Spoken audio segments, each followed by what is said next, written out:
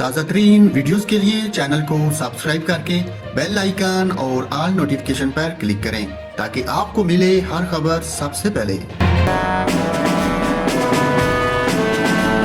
اور ناظرین، دریائے چناب میں طوفانی آنے کی وجہ سے 20 دیہات زیر آب آ گئے۔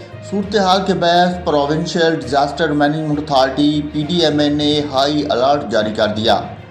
PDMA کا کہنا ہے کہ دریائے چناب میں پانی کی سطح مسلسل بڑھ رہی ہے۔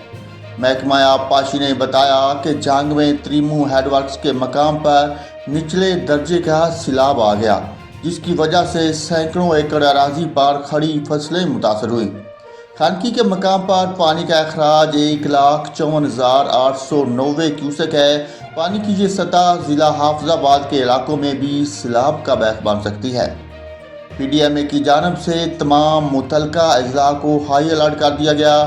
حکام کی جانب سے ملحقہ اضلاع کو حفاظتی اقدامات کرنے اور ریلیف کیمپس کے قیام کو عمل میں لانے کی ہدایات دے دی گئی ہیں۔